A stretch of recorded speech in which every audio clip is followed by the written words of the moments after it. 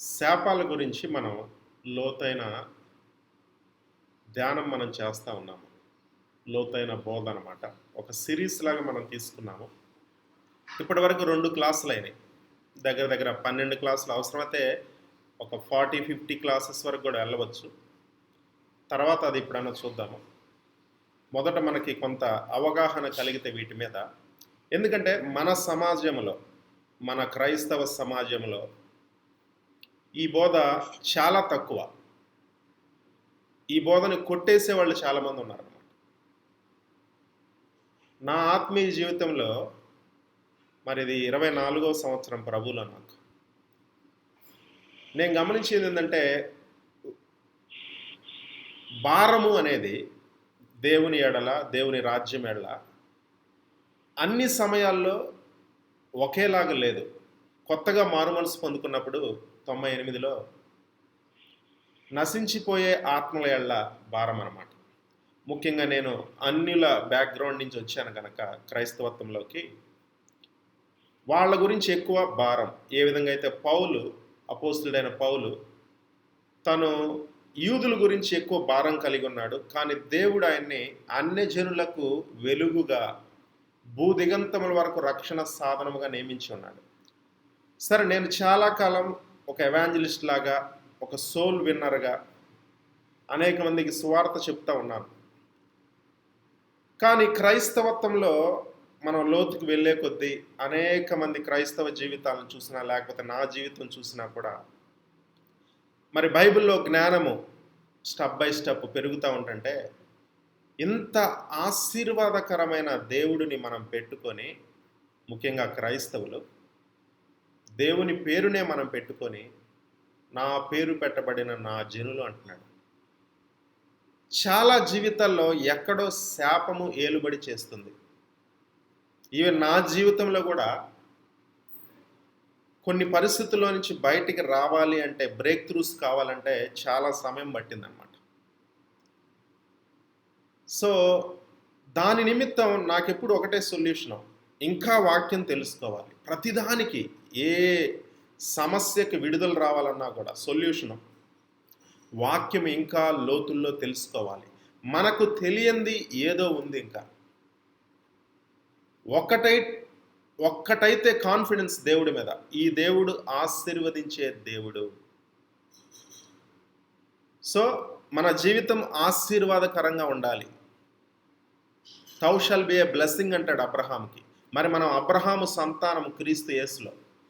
ఆశీర్వాదకరంగా ఉండకుండా ఇతరులు క్రీస్తు నామాన్ని దూషించే విధంగా అనేక మంది క్రైస్తవులు ఎందుకు జీవిస్తున్నారు అంటే, ఒక వాక్యంలో చెప్పాలంటే హోషేయ 4:6లో నా జనులు జ్ఞానము లేక నశించిపోతున్నారు. అది పాత నిబంధనలో. కొత్త నిబంధనలోనే దాన్ని ఇంకొక విధంగా చెప్పుకోవాలంటే నా జనులు జ్ఞానము లేక నష్టపోతున్నారు. మనమైతే నశించిపోము, పెరిష్ అవ్వం, కానీ నష్టపోతున్నాము. అనేక క్రైస్తవ కుటుంబాల్లో, ఈవెన్ సేవకుల కుటుంబాల్లో కూడా, గత తరంలో సేవ చేసిన వాళ్ళలో కూడా, ఆ నెక్స్ట్ తరాల్లో, యాక్చువల్గా గత తరంలో సేవ చేసిన కుటుంబాల్లో ఆశీర్వాదం స్పష్టంగా కనపడాలి ఆ నెక్స్ట్ తరాల్లో. కానీ ఎక్కడో శాపం రూల్ అవుతూ ఉంది. మరి దీనికి సొల్యూషన్ ఏంటి అంటే వాక్యము లోతుల్లోకి మనం వెళ్ళాలి. యోహాను 8:32 సత్యమును నీవు ఎరిగిన ఎడల, ఎరిగినంత మాత్రాన మనకి సొల్యూషను, డెలివరెన్స్, బ్రేక్ త్రూ రాదు. ఆ సత్యము నిన్ను నన్ను స్వతంత్రునిగా చేస్తుందన్నమాట. దాన్ని అప్లై చేయాలి ఆ సత్యాన్ని. మరి ఆ సత్యానికి విరోధమైన బోధ కూడా ఒకటి రావచ్చు. ఏ సత్యం వచ్చినా కూడా దాన్ని అడ్డగించేవాడు ఒకడు ఉంటాడు, సైతాన్. అది ఇతర బోధకుల ద్వారానే వస్తాడు. మరి ఈ శాపాన్ని, దీన్ని విరగొట్టడం అని కానీ, దీని నుంచి విడుదల రావటం అనే దానికి వ్యతిరేకంగా అవసరం లేదు. ఒక వచనం తీస్తారు.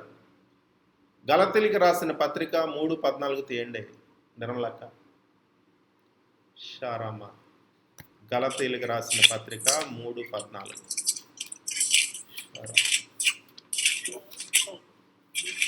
Welcome ruby sister. 3:14. ఆత్మను గురించిన వాగ్దానము విశ్వాసం వల్ల మనకు లభించినట్లు అబ్రహాం పొందిన ఆశీర్వాదము క్రీస్తు యేసు ద్వారా అన్యజనులకు కలుగుటకై క్రీస్తు మన కోసము శాపమే మనలను ధర్మశాస్త్రం యొక్క శాపం నుండి విమోచించను. అది క్రీస్తు మన కొరకు శాపమయ్యాడంట. మనల్ని ధర్మశాస్త్ర సంబంధమైన శాపాలు అన్నిటి నుంచి విడిపించాడు. It is done 2000 years ago in the plan of God before the foundations of the world. ఈ భూమికి పునాదులు వేయకమనిపే in the plan of God. ఆ వాగ్దానము ఆదికాండం 3:15 ఉంది. నీకును స్త్రీకిని, నీ సంతానానికి స్త్రీ సంతానానికి. ఓకే, కానీ అది ఎప్పుడంటే సిలువలో, ఆయన సిలువలో చనిపోయినప్పుడు, ఆయన రక్తాన్ని చిందించినప్పుడు, ఆయన ప్రాణాన్ని పెట్టినప్పుడు క్రీస్తు నీ నిమిత్తము నా నిమిత్తము ఆయన శాపమయ్యాడట. He became a curse for us 2000 years back. అయినా కూడా మన జీవితాల్లో ఎందుకు శాపం అనేది ఏలుబడి చేస్తుందంటే, అది సత్యము, ఆయన వెల చెల్లించాడు, కానీ అప్లికేషన్లో లోపము. ఎందుకు అప్లికేషన్లో లోపం అంటే, ఆటోమేటిక్గా జరిగిపోయింది, జస్ట్ నువ్వు నమ్మితే చాలు జరిగిపోయింది. కానీ అలా బోధించే వాళ్ళు వాస్తవాన్ని చూస్తే వాళ్ళ జీవితాల్లో, వాళ్ళ కుటుంబాల్లోనే లేదు. ఎక్కడో శాపమేలి, ఎన్ని ప్రార్థనలు, ఎన్ని ఉపవాసాలు, ఏది చేసినా కూడా ఎక్కడో అపవాదికి చోటు ఇవ్వటం వలన శాపం ఇంకా ఏలుబడి చేస్తుంది. అంటే ఆ వాక్యము పని చేయట్లేదు. క్రీస్తు నీ కొరకు నా కొరకు శాపమయ్యాడు. ఇంకా ఆయనే శాపమైతే మన కొరకు, మనం చేసిన పాపము, అపరాధము, దోషముల వలన ఆయన నలుగొట్టబడ్డాడు, విరగొట్టబడ్డాడు, ఆయన తృణీకరించబడిన వాడయ్యాడు. He was crushed for our iniquities అన్నమాట. He was bruised for our transgressions. యెషయా 53. కానీ మన క్రైస్తవ జీవితంలో క్రషింగ్ ఉంటుంది, బ్రూయిజింగ్ ఉంటుంది. ఆయన అన్నీ అనుభవించిన తర్వాత మనం ఏంటంటే, మనకి ఎక్కడో జ్ఞానం లోపం ఉంది, అప్లికేషన్లో ఎక్కడో లోపం ఉంది. లేదా కొందరు బోధకులు మనల్ని ఆ జ్ఞానం మనకు తీసుకురాలేదు. సో ఈ క్రైస్తవ జీవితంలో సంవత్సరాలు అధికమయ్యే కొద్దీ అనేక జీవితాలు నేను చూసిన తర్వాత నా జీవితం కూడా, అంటే వాళ్ళని నేను తప్పుపడట్లా, నా జీవితం కూడా ఓహో, మరి లోతుగా ధ్యానం చేస్తుంటే, అధ్యయనం చేస్తుంటే ఈ శాపాలు అనేది ఉంది, దానికి విరుగుడు కావాలి, దాని నుంచి విడుదల కావాలి, దాన్ని విరగ్గొట్టాలి, దాన్ని విరిచివేయాలి. అంతే. ఆ వాక్యము చాలా ఫౌండేషన్ వాక్యము. అది చివరి క్లాసుల్లోకి మనం వస్తాము.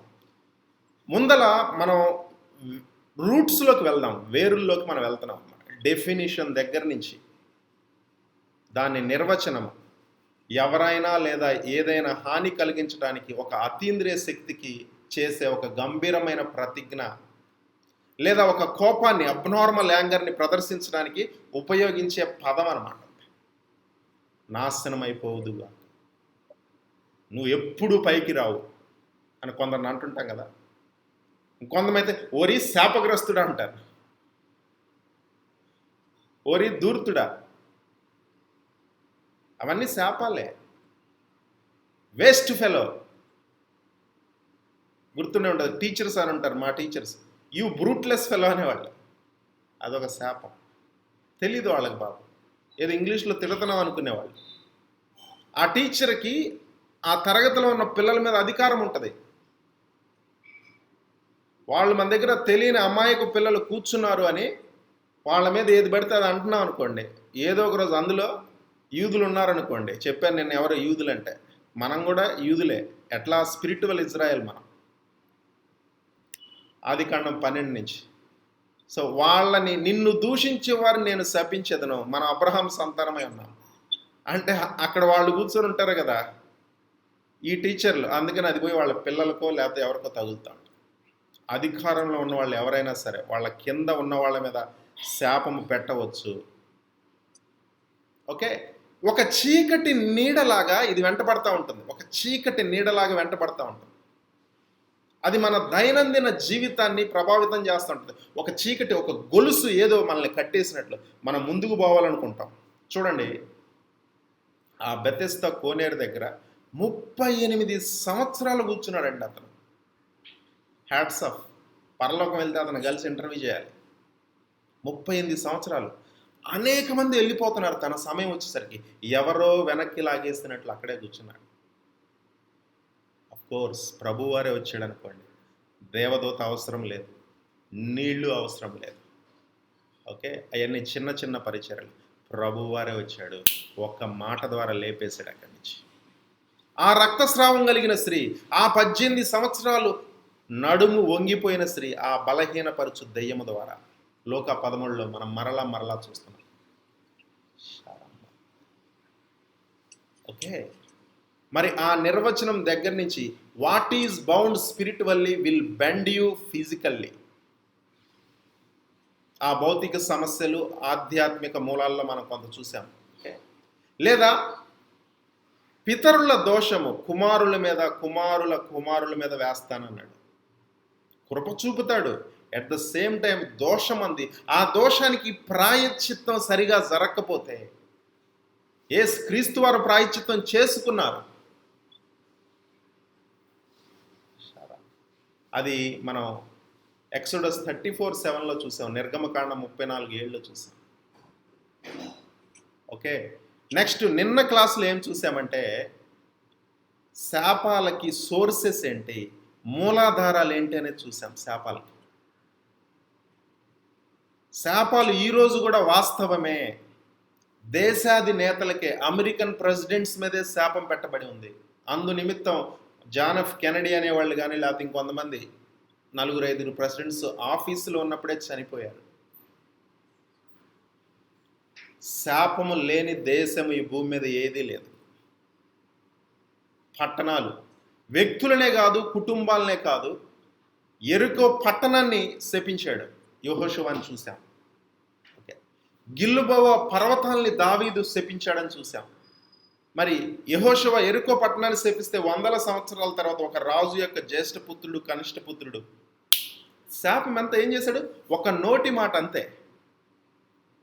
కానీ అది ఒక జ్యేష్ఠ పుత్రుడు, ఒక కనిష్ట పుత్రుడు చనిపోయాడు 100 సంవత్సరాల తర్వాత. అంటే ఎప్పుడో ఒక వ్యక్తి నోటి ద్వారా ఒక శాపం పలికితే అది ఎట్లా నెరవేరిందో చూడండి. అంటే ఆ స్పిరిట్స్ వర్క్ చేస్తూ ఉంటాయి. అంటే వ్యక్తులనే కాదు, ప్రాంతాలని, పర్వతాలని, దేశాలను కూడా, వాటిని కూడా శపించవచ్చు, ఆర్థికంగా శపించబడవచ్చు. మరి వీటికి సోర్సెస్ ఏంటి అని చూసాం నిన్న. ఫస్ట్ ఈ శాపం పెట్టింది ఎవరే అంటే దేవుడే. ఆయనకి ఇష్టం లేదా, అయిష్టంగానే అన్నమాట. ఆయన ఆశీర్వదించే దేవుడు. ఆదికాండం 1:26లో మనం చూసాము, వాళ్ళని ఆశీర్వదించాడు ఏలుబడి చేయటానికి. కానీ ఆజ్ఞాతిక్రమము పాపము గనక దేవుడు మొదటి శాపము సర్పం మీద పెట్టాడు. అది మనం ఆదికాండం 3:14లో చూసాం. సర్పం మీద మొదటి శాపము దేవుడే పెట్టాడు. తర్వాత దేవుడు నేలని శపించాడు. ఆదాముని ఆశీర్వదించాడు గనక డైరెక్ట్గా శపించలేక నేలని శపించాడు. ఎందుకంటే ఆదాము రా మెటీరియల్ ఏంటి? నేలే కదా. నేల నుంచే మనుషుని చేశాడు, నేలని శపించాడు. మరి ఆ నేలనే సేద్యపరచాలి గనక ఓకే, అది కష్టార్జితం అయ్యేలా, పెయిన్ ఉండేలా. స్త్రీ యొక్క గర్భములో పెయిన్ పెట్టాడు. స్త్రీని డైరెక్ట్గా శపించలా. స్త్రీ కూడా ఒక సాయిల్ లాంటిది. నేల ఎట్లా సాయిలో, ఎందుకంటే అందులో విత్తుతాము, కోస్తాము. స్త్రీ కూడా సాయిల్ లాంటిది. Okay, A women is a soil. ఎట్లా విత్తబడుతుంది బీజము, కోయబడుతుంది పిల్లలు. సో అందుకని ఆ గర్భాన్ని శపించాడు. నెక్స్ట్ కయీను తన తమ్ముడైన హేబేలు రక్తాన్ని చిందించాడు గనక కయీన్ని దేవుడు శపించాడు. ఆ శాపం వచ్చింది. నెక్స్ట్ యూదుల వ్యతిరేకులని ఆదికాండం 12:2 మనం చూసాం. యాంటీ సెమిటిజం అనమాట, యూదుల వ్యతిరేకులు. మనం కూడా ఒకసారి కరెంట్ అఫైర్స్ ఈ జ్ఞానం పెరిగిపోయి ఎక్కువ అక్కడ ఏదో ఒక యుద్ధం జరుగుతుంటుంది కనుక ఎక్కడో ఆపోజిట్ వర్గంలో పిల్లలు చిన్నపిల్లలు చనిపోయారని కనికరపడేసి యూదుల్ని మనం ఏమన్నా అన్నాం అనుకోండి నోటి ద్వారా, వాళ్ళకి వ్యతిరేకంగా ఏదైనా రాసామనుకోండి, అంతే శాపం ఎట్లా దిగిద్ది. ఎందుకంటే ఒకప్పుడు నేనే అలా చేశాను. ఇప్పుడు మరి మనము కూడా అబ్రహాము సంతానమై ఉన్నాము క్రీస్తు యేసులో. గలతీయులకు రాసిన పత్రిక 3. అబ్రహాము సంతానం మనం. అంటే వీఆర్ ద స్పిరిచువల్ ఇజ్రాయెల్. ఒక క్రైస్తవుడు వెళ్ళి ఇంకో క్రైస్తవుడిని శపించినా ప్రాబ్లమే, సేవకులను శపించినా ప్రాబ్లమే. యాంటీ సెమిటిజమే కాదు, యాంటీ క్రిస్టియన్స్ కూడా శాపానికి లోనవుతుంది. ఆదికాండం 12:2-3 వచనాలు. మరి ఇదంతా దేవుడి దగ్గర నుంచి వచ్చింది. దేవుడే ఆ శాపం పెట్టాడు. మరలా ఒకసారి ఫస్ట్ సర్పం మీద, నెక్స్ట్ నేల, నెక్స్ట్ కయ్యను, నెక్స్ట్ యాంటీ సెమిటిజం అన్నమాట. సరే, దేవుని తర్వాత ఆ పవరు, ఆ అథారిటీ ఎవరికి ఉందంటే నాయకత్వానికి ఉంది. అభిషిక్తులైన వారు దేవుని సేవకులు. ఈ 5 ఆఫీసులు ఉన్నాయి కదా, ఎఫీసులకు రాసిన పత్రిక 4లో అపోస్తులు, ప్రవక్తలు, బోధకులు, ఎవాంజలిస్టులు, కాపర్లు. వాళ్ళు they can pronounce a curse on someone అన్నమాట. ఎక్కడ మనం నోవహు జీవితాన్ని చూసాము. తన కుమారుడు చేసిన దానికి తనెక్కడో తాగి నగ్నంగా పడి ఉంటే చేయకూడని చేసి దాన్ని అందరికి చూపిస్తే అన్నదమ్ములకి, వేరే అన్నదమ్ములకి హాము చేసిన పని. హ్యామ్ రేడియో అంటారు కదా, హ్యామ్ రేడియో అని ఒకప్పుడు ఉండేది. అంటే అన్ని బయటకు చెప్తుంటారు. ఈ హ్యామ్, HAM, హ్యామ్ అనేవాడు చేశాడు. అది పోయి కనాను మీదకి పడిపోయింది. అంటే ఆయన సంతానం మీదకి వెళ్ళిపోయింది అనమాట. డైరెక్ట్గా అతన్ని శపించలా, అంటే అక్కడ లోతుగా ఏదో జరిగింది. నీ పిల్లలు శపించబడతారు, అంతే, తరతరాలు శపించబడతా ఉన్నాయి. నోవహు దైవజనుడు, ఈజ్ ఎ పేట్రియార్క్. మరి చూసాం, యెహోషువ యెరికో పట్టణాన్ని శపించాడు. గొప్ప దైవజనుడు, గొప్ప ప్రవక్త. దావీదు గిల్బోవ పర్వతాన్ని శపించాడు. ప్రభు అయిన యేసుక్రీస్తు వారు అంజూరపు చెట్టుని శపించాడు. అన్నిటినీ కాదు, ఓకే, ఇప్పటికీ అంజూరపు చెట్లు ఉన్నాయి. ఆ ఫిగ్ జ్యూస్ మనం తాగుతాం, ఇక్కడ కూడా అవైలబుల్ అన్నమాట. ఎలీషా తన కింద ఉన్న గెహాజీని శపించాడు. ప్రతిదానికి రీజన్ ఉంది, ఎందుకంటే వాళ్ళు ఆ విధంగా చేశారు కనుక. ఓకే సార్, ఇంతవరకు మనం చూసాము. ఇంకొకటి కూడా వెరైటీగా ఏంటంటే మన మీద మనమే శాపం పెట్టుకోవచ్చు అని చూసాం, మన నోటి మాట చేత. మరి ఇక్కడికి వచ్చేసరికి రాత్రి బోధ ఇప్పుడే అప్లోడ్ చేశానండి. మీ మాటల్లో ఉన్న శక్తి అనేది, అది సామెతలు 18:21లోకి వెళ్ళి జీవ మరణములు నాలుక వశము, అక్కడి నుంచి చాలా చక్కగా వచ్చింది. మొదటి 2-3 నిమిషాలు కొంచెం డిస్టర్బెన్స్ ఏదైనా ఉన్నా, రీసౌండ్ లాగా. Almost 1 hour above. Sorry to disturb, interrupt. ఎక్కడ లోడ్ చేశారండి, ఎక్కడ అప్లోడ్ చేశారు? Can I have the link please? YouTube అండి, సాంబి ఇంటర్నేషనల్ అని, SAMBI SAMBI space international. Okay, thank you. Please subscribe. Okay, sure. Sir, మీ మాటల శక్తి, పవర్ ఆఫ్ యువర్ వర్డ్స్ అని. So we can pronounce a curse on our selves అన్నమాట. మన మీద మనమే శాపం. ఎంతోమంది 90% ఆ విధంగానే చేస్తుంటారు. If anything is becoming delayed in our lives is like that we say. Okay, అంటే ఆ టెన్షన్లో, ఆ ప్రెషర్లో మనం అనేస్తాం మన మీదకి. దానికి ఒక ఎగ్జాంపుల్ నేను మొన్ననే చెప్పాను, నిన్ననే నా జీవితంలో. ఓకే, కొన్ని డీలేస్ అవుతున్నప్పుడు భవిష్యత్తు డీలేని గురించి కూడా చాలా అనాలోచితంగా, జ్ఞానం లేక మాట్లాడేశాను అని చెప్పాను. ఏది, జ్ఞానం ఉండి కూడా అనాలోచితంగా అనమాట. సరే, జరిగింది ఏదో జరిగిపోయింది. నిన్న సొల్యూషన్ కూడా ఆ మెసేజ్లో ఉంది. గత కాలంలో మనం నెగిటివ్గా పలికిన దాన్ని వీ క్యాన్సిల్ ఇట్ అంటే అది పోదు. జనరల్గా కొంతమంది in the name of Jesus we cancel it అంటారు. No, it won't. ఇప్పుడు ఏంటంటే రిపీటెడ్గా పాజిటివ్ కన్ఫెషన్ చేయి. ముఖ్యంగా truth of word of God తీసుకొని సత్యాన్ని మరలా కన్ఫెస్ చేస్తూ ఉండాలి. See if there is a problem there is a solution. ఒక సమస్య ఉంటే దానికి సొల్యూషన్ కూడా ఉంది. If there is a curse there is a deliverance. భయపడాల్సిన పని లేదు. ఆ సొల్యూషన్ చివరికి వెళ్తామా, ముందర దీని గురించి మనం జ్ఞానం సంపాదించుకొని. మనం చూసాం యూదులు మరి యేసుక్రీస్తు ద్వారా బరబ్బా అంటే బరబ్బానే రిలీజ్ చేయమన్నారు. పిలాతు మరి ఈయన హీఈస్ వెరీ ఇన్నోసెంట్, ఇతనిలో ఏ దోషం లేదు అని చెప్పిన వినకుండా ఏంటంటే ఆ రక్తము మా మీద మా పిల్లల మీద పడునుగాక అని వాళ్ళు పలికేశారు. రిబ్కాన్ చూసాం మనం. ఓకే, మరి తన భర్త అయిన ఇస్సాకుని మోసపరిచేటప్పుడు ఆ శాపము నా మీదకి వచ్చునుగాక అని పలికిందంట. మరలా యాకోబు తిరిగి వచ్చేసరికి ఆమె లేదు. సరే, నిన్న ఇంతవరకు చూసాం. ఈరోజు మరికొన్ని సోర్సెస్ ఏంటి, మూలాధారాలు ఏంటి, ఇంకా ఎవరు ప్రవచించవచ్చు. దేవుడు శాపం పెట్టాడు, అభిషిక్తులు నాయకత్వంలో ఉన్న వాళ్ళు శాపాలు పెట్టారు, మన మీద మనమే శాపాలు తెచ్చుకోవచ్చు. ఇప్పుడు ఏంటంటే అపవాది సేవకులు కూడా శాపం పెట్టవచ్చు. అపవాది సేవకులు చూసారా, గొలియాతు దావీదు. గొలియాతు అంత హైట్ ఉంటాడు, దావీదు భయపడట్లా. తను పెట్టే ఆ పెడబొబ్బలకి ఆ సౌలు కానీ ఇతర వాళ్ళు అసలు ఒక్క స్టెప్ కూడా ముందలకు వేయలేకపోతున్నారు. బుడ్డోడు వచ్చి నుంచున్నాడు దావీదు గారు. ఓకే, ఎక్కడో కొంచెం షేక్ వచ్చేసింది గొలియాతులకి. ఇప్పుడు దాకా ఖడ్గము అది ఇది అరుపులు అన్నాడు, శాపం శపించడం మొదలుపెట్టాడు దావీదుని. 1 సమూయేలు 17:43 వెళ్ళండి.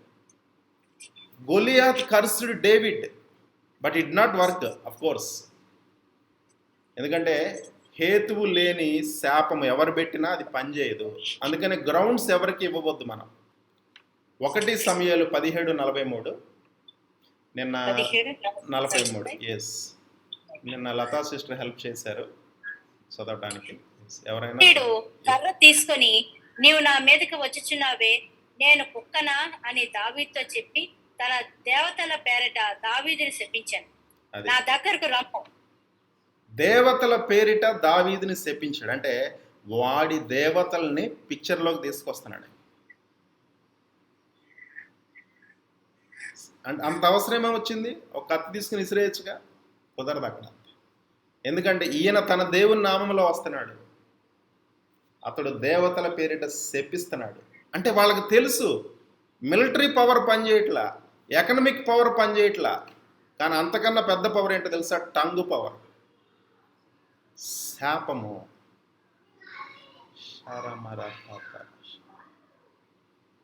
గొలియాత్ అంత పెద్దోడే బుడ్డోడైన దావీదుని దేవతల పేరిట శపించాడంట. సరే, అదొకటే. నెక్స్ట్ చాలా అంటే వీటన్నిటిలో కల్లా ఎందువల్ల మన జీవితాల్లో కానీ ఇతర జీవితాల్లో కానీ ఒక శాపం రావడానికి రీజన్ ఏంటంటే అవిధేయత వలన. అవిధేయత, డిజోబీడియన్స్. ముఖ్యంగా దేనికి? దేవునికి, దేవుని వాక్యానికి. సపోజ్ నేనున్నాను అనుకోండి, గత తరాల్లో అనేక తరాలు విగ్రహారాధన జరిగింది. మరి వాక్యం ఏం చెప్తుంది? విగ్రహారాధన జరిగే ప్రతి కుటుంబం మీద శాపం ఉంటుంది అని. నా దగ్గరికి వచ్చేసరికి అది విరిగిపోయింది అని నమ్ముచున్నాను నేను. మరి దాన్ని నేను అప్లై చేసుకోవాలి, దాన్ని కన్ఫెస్ చేసుకోవాలి నేను. మరి అనేక తరాలు జరిగింది కదా, మరి అది జరిగినప్పుడు ఇతరులతో ఏ నిబంధన చేసుకున్నారో వాళ్ళు, ఈ హెయిర్ కటింగ్ లాంటివి, ఇంకా ఆ సాంస్క్రిట్లో ఏదేది పలికారో వాళ్ళ దగ్గరికి వెళ్ళి ఆ ఆల్టర్స్ దగ్గర, ఆ బలిపీఠాల దగ్గర ఆయన ఏం పలుకుతాడు వీళ్ళకి తెలియదు. అంతే, ఏదో కొంత అర్పణ ఇచ్చి రావటం, ఫీజు ఇచ్చేసి రావటం. మరి వాళ్ళంత తేలిక వదిలిపెడతారా? ఇప్పుడు అవన్నీ కట్ ఆఫ్ చేసుకొని ఇందులోకి రావాలంటే వెంటాడతారు. భయపడాల్సిన పని లేదు. Okay, be clothed Jesus Christ. అవిధేయత వల్ల ముఖ్యంగా క్రైస్తవ కుటుంబాల్లో వాక్యానికి, దేవుని లాకి శాపం వచ్చేసింది. ఏదైనా వనంలో దేవునితో డైరెక్ట్ రిలేషన్ ఉంది వాళ్ళకి, ఆదాము అవ్వకి. కానీ ఆ రిలేషన్ కాపాడాలి. ఎందుకంటే చట్టాన్ని వాళ్ళు అతిక్రమించారు. దేవుడు ఒక చట్టం చేశాడు. ఏంటంటే ఏదైనా తిను, ఇది మాత్రం తినొద్దు, ఇది నా చట్టం, ఇది నా లా, ఈ రాజ్యంలో ఇది నా లా. రాజుతో, రాజులకు రాజు, ప్రభువులకు ప్రభువుతో మంచి రిలేషనే ఉంది. ప్రతిరోజు చక్కగా నడుస్తున్నారు, మాట్లాడుకుంటున్నారు, సహవాసం కలిగి ఉన్నారు. కానీ ఆ రిలేషన్ కాపాడలేదు చట్టం ముందు. అంటే దాన్ని మన సమాజంలో అర్థం చేసుకోవాలంటే ఒక ప్రధానమంత్రితోనో ముఖ్యమంత్రితోనో ఒక రిలేషన్ ఉండవచ్చు. కానీ చట్టాన్ని అతిక్రమించామనుకో, సింపుల్గా ఒక ట్రాఫిక్ రూల్ని మనం వైలేట్ చేస్తే ఎవడూ కాపాడలేదు. చట్టం చేతుల్లోకి పోతే చట్టం తన పని తాను చేస్తుంది. అంటే అవిధేయత చూపెట్టావు. మరి శాపమని కానీ ఒక సమస్య వచ్చేసింది అంతే. చూడండి, సామెతలు 26:2. సామెతలు 26:2. ఇది చదివితే మనం కొంచెం భయపడము. రెక్కలు కట్టుకొనుచు తామారుచున్న పిచ్చుకయు దాటుచుండు, వానకోవలియు దిగకుండినట్లు హేతువు లేని శాపము తగులకపోవును. గుర్రమునకు చమురు గాడిదకు కళ్ళెం, మూర్ఖుల వీపులకు పెట్టం. అది మొదటి చదవండి. మొదటిది పిచ్చుకలు ఏం చేస్తున్నాయండి? రెక్కలు కొట్టుకొనుచు తారాడుచున్న పిచ్చుకయు దాటుచుండు, వాన కోవలియు దిగకుండాట్లు. ఓకే, ఈ రెక్కలు ఇట్లా కొట్టుకుంటా ఈ పిచ్చుకలు తిరుగుతున్నాయి అంట. అంటే ఇక్కడ ఏంటంటే ఆకాశంలో మన పైన పక్షులు ఎగరటాన్ని మనం ఆపలేము, కానీ అవి గూడు కట్టకుండా మనం ఆపగలం. అంతే కదా, మన పైన ఏదేదో ఎగురుతాయి, ఈగలు, దోమలు, పక్షులు, కాక్రోచెస్, ఏదైనా. కానీ అవి మన నెత్తి మీద గూడు కట్టకుండా ఆపే అధికారం మనకుంది. మరి అవి కూడా ఎక్కడ పడితే అక్కడ వాటి గూళ్ళను అవి కట్టవు. అలానే శాపాలు కూడా హేతువు లేని శాపం పనిచేయదంటే మనం వాటికి స్థానం ఇవ్వకుండా పర్టిక్యులర్ సిన్ ద్వారా, పాపం ద్వారా అపవాదికి చోటు ఇయ్యకుడి. అంటే ఈ లోకమంతా ఆయన నేలను శపించినప్పుడే ఈ భూమంతా శపించబడింది. భారతదేశంలో నేల ఒకటే, అమెరికాలో నేల ఒకటే, ఆఫ్రికాలో ఒకటే శపించబడింది. అంటే మనం ఈ భూమి మీదకి వచ్చినప్పటి నుంచి చివరి వరకు కూడా it is a cursed world అనమాట. శపించబడిన భూమి ఇది, ప్రపంచం ఇది. కానీ అక్కడ శాపం ఉండొచ్చు, కానీ అది మన జీవితంలోకి ఎంటర్ అవ్వాలంటే మన అవిధేయత వల్ల, ఏదో కొన్ని పాపాలు చేయటం వల్లే అవి ఎంటర్ అవుతాయి. లేకపోతే వాటికి స్థానం లేదు. హేతువు లేని, రీజన్ లేని ఏ శాపము మన జీవితంలో పని చేయదంట. అంటే ఆ హేతువు, ఆ రీజను, ఆ గ్రౌండ్ మనమే ఇవ్వాలి. అంటే the main cause for curse is disobedience, అవిధేయత. తల్లిదండ్రులకు అవిధేయత, సేవకులుక, ధర్మశాస్త్రం అంటే బైబుల్కి అవిధేయత. మరి ఆశీర్వాదం కావాలంటే మనకి విధేయత చూపాలి. జస్ట్ ఎగ్జాక్ట్లీ ఆపోజిట్ అన్న. ద్వితీయోపదేశకాండం 30వ అధ్యాయము 19వ వచనం తీయండి. ద్వితీయోపదేశకాండం 30వ అధ్యాయం 19. నేడు జీవమును మరణమును ఆశీర్వాదమును శాపమును నేను నీ ఎదుట ఉంచి భూమి ఆకాశములను మీ మీద సాక్షులుగా పిలుచుచున్నాను. అది జీవము, మరణము, ఆశీర్వాదం, శాపం మన ఎదుటే పెట్టాడు. నీ జీవితంలోకి ఏది రావాలనుకుంటున్నావు, ఏ చాయిస్, రెండు మన చేతుల్లోనే ఉంది. ఇక తర్వాత అపవాదినో లేకపోతే దేవుణ్ణి అంటానికి వీల్లేదు. అంతే. సో మనం చేసేది చాలా జాగ్రత్తగా చేయాలి. గత కాలంలో ఎవరో ఏదో చేశారంటే దానికి విరుగుడు ఉంది క్రీస్తు యేసులో, భయపడాల్సిన పని లేదు. మన నోటి ద్వారా ఎలా పలుకుతున్నాము, మన జీవితాలు, మన కుటుంబాలు ఇతరుల మీదకి తెలియకుండా ఎవడో ఒక క్రైస్తవుడినో ఒక యూదుడినో శపించేసావనుకో, షారామరా ఖాత. సరే, విధేయత ఆశీర్వాదానికి, అవిధేయత శాపానికి లీడ్ చేస్తుంది. ఇవి శాపాలకి కొన్ని మూలాధారాలు, సోర్సెస్ అన్నమాట. మెయిన్ సోర్స్ ఏంటంటే అవిధేయత, దేవునికి, దేవుని వాక్యానికి అవిధేయత. సరే, కొన్ని రకాల శాపాలు చూద్దాం. ఓకే, కొన్ని రకాల శాపాలు. మొదటిది generational curses. It is very generational curse. పితరుల నుంచి, తరతరాల నుంచి వస్తున్న శాపాలు ఆ బ్లడ్ లైన్లో వస్తూ ఉంటాయి. అంతే, ఆశీర్వాదం వస్తుంది, శాపం వస్తుంది, బలము వస్తుంది, బలహీనత కూడా వస్తుంది. కొందరి మీద కొన్ని రకాల పాపాలు ఏలుబడి చేస్తూ ఉంటాయి. దావీదు జీవితం మనం చూసాం. మంచివాడు దావీదు, దేవుని హృదయానుసారుడు. కానీ పైకి వెళ్తే ఎక్కడో రాహాబు ఉంది పైన, రాహాబు. ఓకే, అందుకనే తను మంచిగా ఒక ప్రాస్పరిటీ, ఒక మంచి కండిషన్లో ఉన్నప్పుడు అకస్మాత్తుగా తను జారిపోయాడు. అది ఇంకా ఘోరమైన పాపానికి లీడ్ చేసింది, మర్డర్కి ప్లాన్ అయ్యేంత. అంటే జనరేషనల్ కర్స్ ఒకటి ఏలుబడి చేస్తాం. అట్లాంటి బోలెడు బైబిల్లో.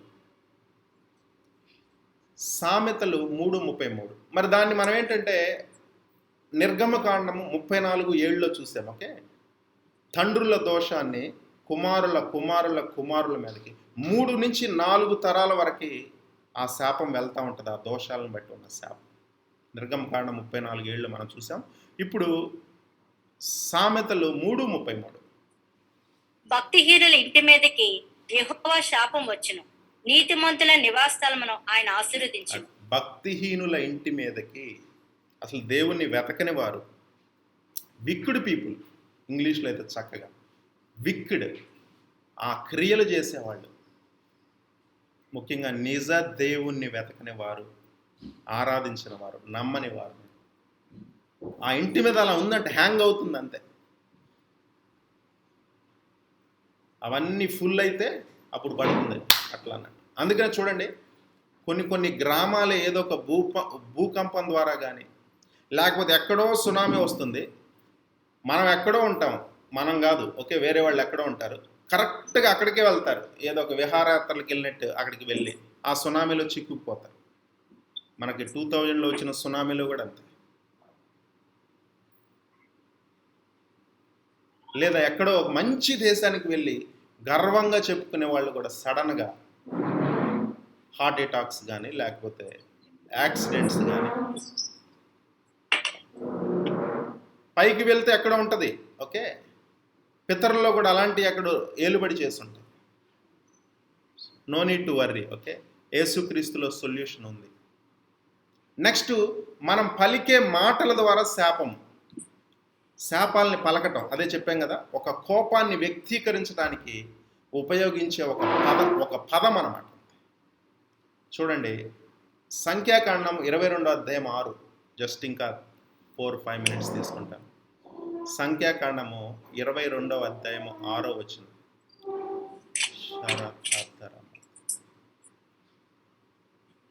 కాబట్టి నీవు దయచేసి వచ్చి నా నిమిత్తము ఈ జనులను శపించుము, వారు నాకంటే బలవంతుడు, వారిని హతము చేయుటకు నేను బలమందునేమో, అప్పుడు నేను ఈ దేశంలో నుండి వారిని తోలివేయుదును. అది నేను చెప్తాను. ఇక్కడ ఇజ్రాయేలీలు మరి వాళ్ళు ప్రబలిపోతున్నారు, విస్తరిస్తున్నారు, వాళ్ళకి ఎదురుగా ఎవరు నిలబడలేకపోతున్నారు. మరి ఇతను బాలాకు, ఓకే, రాజు గెలవలేమనుకున్నాడు, ఎందుకంటే గొప్ప గొప్ప వాళ్ళే గెలవట్లేదు. అందుకని ఒక ప్రణాళిక రచించాడు. ఏంటంటే ఆ ప్రాంతంలో బిలాము అనే ఒక ప్రవక్త ఉన్నాడు. టు బి ఫ్రాంక్, అతను యెహోవా ప్రవక్తే, దేవుడి దర్శనం అతనికి అనుగ్రహించబడుతుంది. కానీ డబ్బు కోసం అతనికి బలహీనత ఉందని అతనికి తెలుసు. వచ్చి దేవుని ప్రజలైన ఇజ్రాయెల్ని శపించమంటున్నాడు. Cast a curse on them. అప్పుడు నేను వాళ్ళని ఈజీగా గెలుస్తాను అన్నట్లు. అంటే రాజు అండి, సైంటిస్టులు నమ్మరు, కానీ రాజులు వాళ్ళకి తెలుసు పాపం. అంటే అతను వచ్చి జస్ట్ శపిస్తే చాలు, మాట రిలీజ్ చేస్తే చాలు, ఒక దేశమే, దేవుని జనాంగమే. అదే సంఖ్యాకాండంలో 23-21 చూడండి. 21. ఆయన యాకోబుతో ఏ దోషమును కనుగొనలేదు, ఇశ్రాయేలులో ఏ వంకరతనమునో చూడలేదు. అతని దేవుడైన యెహోవా అతని తోడే ఉన్నాడు. అది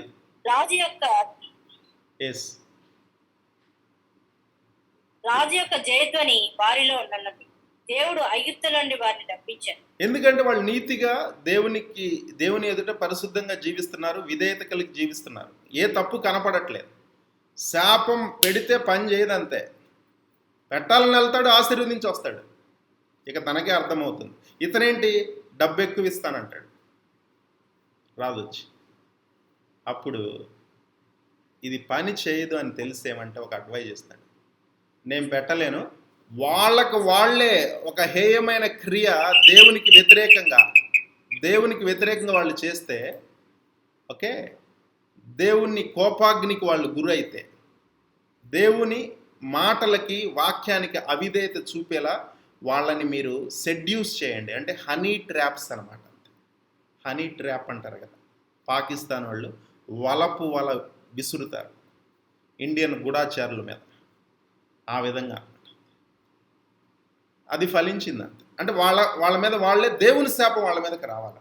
ఎందుకంటే దేవుని వాక్యానికి, దేవుని లాకి దేవుని ప్రజలు అవిధేయత చూపారు, ఘోరమైన పాపంలో పడ్డారు, దేవుని కోపానికి గురయ్యారు.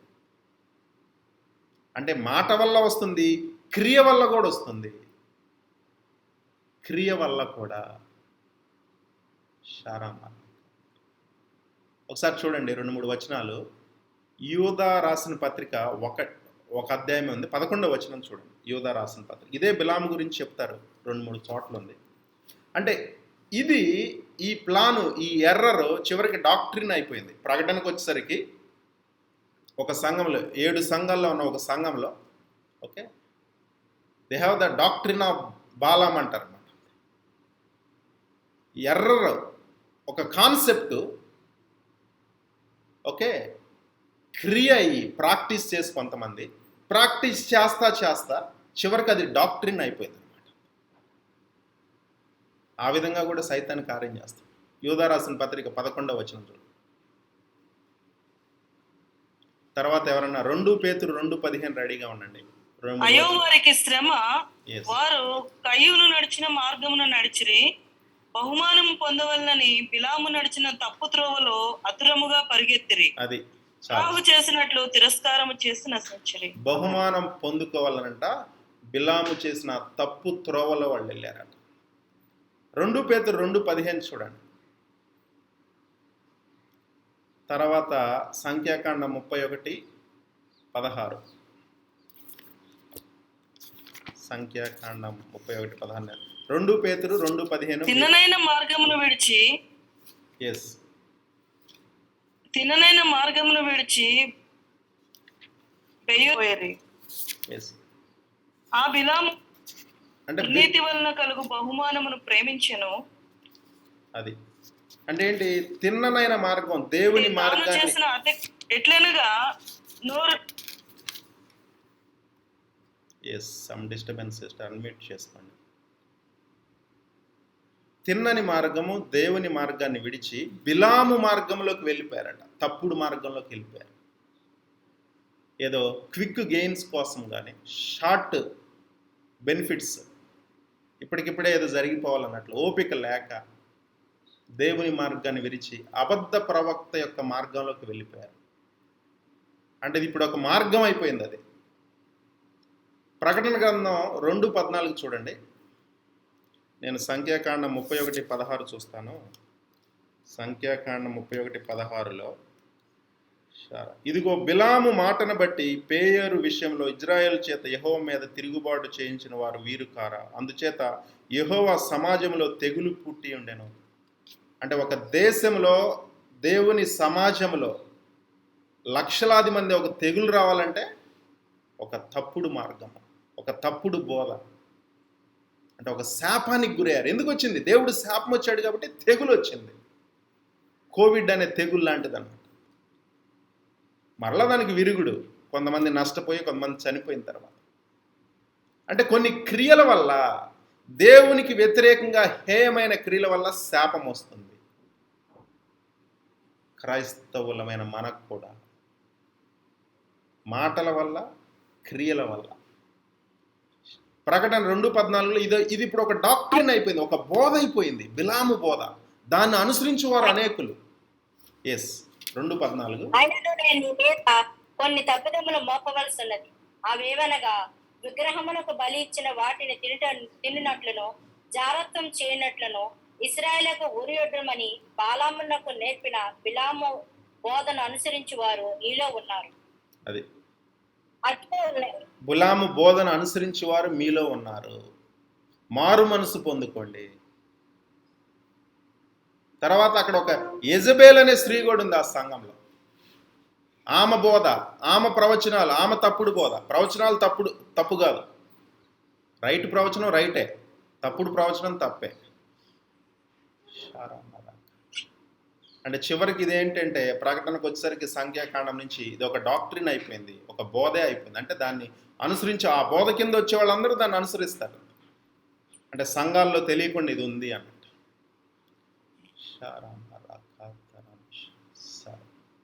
అంటే మాట వల్ల వస్తుంది, దేవునికి హేయ క్రియల వల్ల, అవిధేయత వల్ల, జనరేషనల్ కర్సెస్.